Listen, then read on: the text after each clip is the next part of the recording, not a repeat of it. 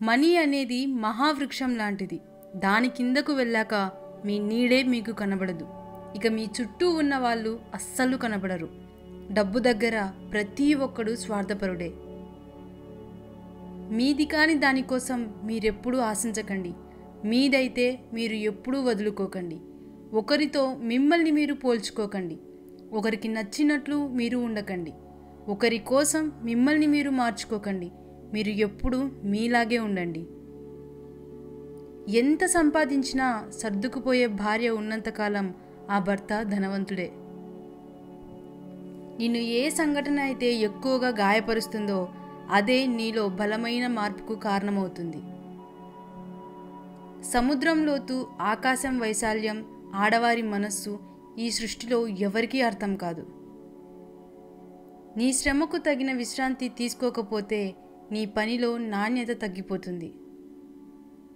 నీ కష్టాలు నీకు కష్టంగా ఉంటాయి, కానీ ఎదుటివారికి కాదు. అందుకే ఎదుటివారు నీకు ధైర్యం చెప్పడం కంటే నీకు నువ్వే ధైర్యం చెప్పుకోవడం అలవాటు చేసుకోవాలి. మీలో మంచితనం ఎంత ఉన్నప్పటికీ డబ్బు లేకపోతే మీరు ఎవ్వరికీ నచ్చరు.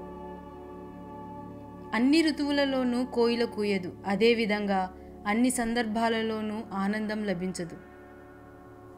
ఏది శాశ్వతం కాదు. నిన్ను నువ్వు ఒత్తిడికి గురి చేసుకోకు. ఎంతటి గడ్డు పరిస్థితి అయినా మారిపోక తప్పదు. గొడవ జరిగే అవకాశం ఉంటే మౌనంగా ఉండు.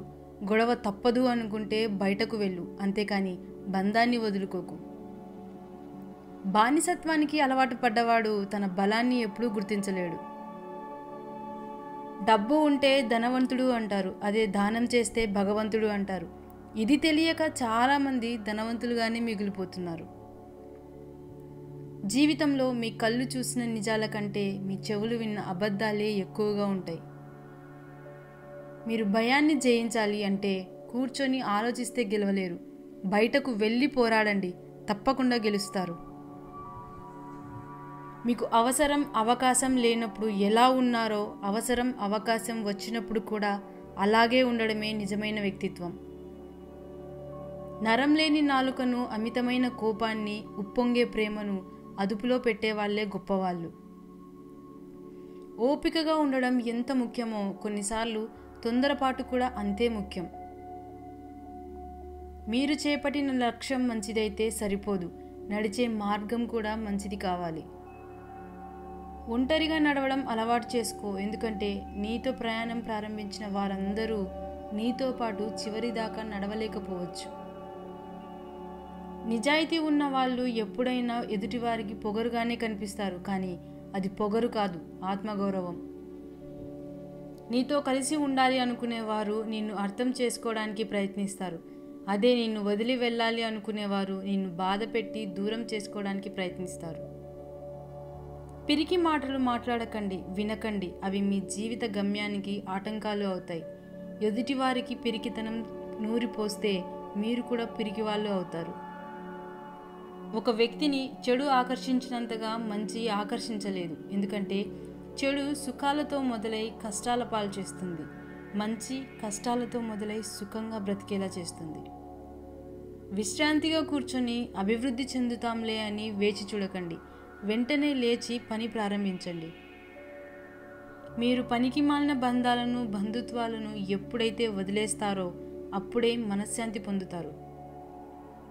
రాసేవారికి అక్షరం విలువ, సంపాదించే వాళ్ళకి డబ్బు విలువ, కష్టపడేవారికి బ్రతుకు విలువ, పండించేవారికి పంట విలువ, భవిష్యత్తు మీద ఆశ ఉన్న వాళ్ళకి చదువు విలువ, లక్ష్యం ఉన్న వాళ్ళకి జీవితం విలువ తెలుస్తుంది.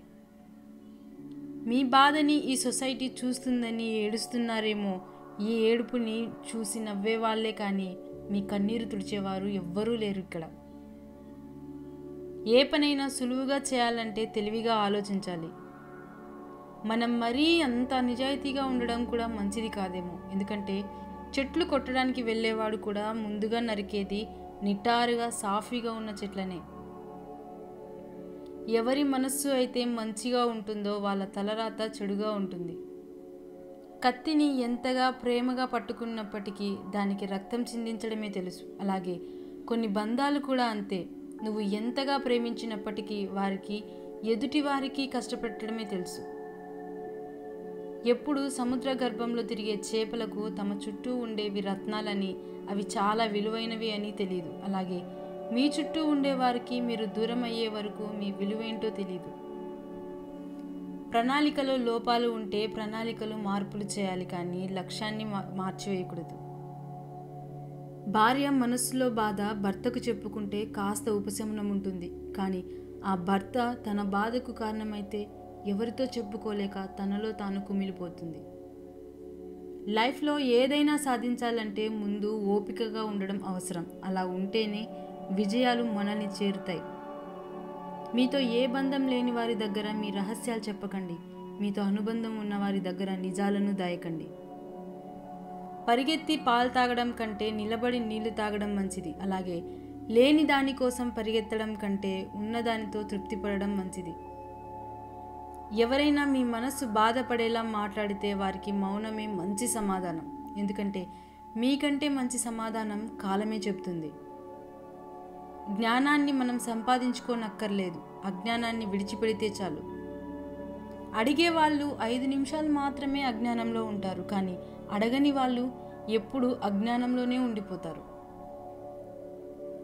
సంపద లేకపోయినప్పటికీ సంస్కారం ఉన్నట్లయితే లైఫ్ సాఫీగా సాగిపోతుంది. సంపద ఉండి సంస్కారం లేకపోతే ఆ జీవితం వ్యర్థమవుతుంది. నువ్వు ధైర్యంగా వేసే ప్రతి అడుగులోనూ భయపట్టే విమర్శలుంటాయి. వింటూ ఆగిపోవడమా లేక వినకుండా సాగిపోవడమా అనేది నీ చేతుల్లోనే ఉంటుంది.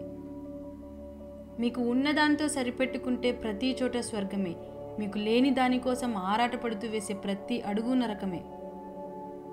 నీకు చేయాలన్న తాపత్రయం ఉంటే ఏ పనైనా సాధ్యమే. ఇప్పుడెందుకులే అని బద్దకిస్తే ఏ పనైనా అసాధ్యమే.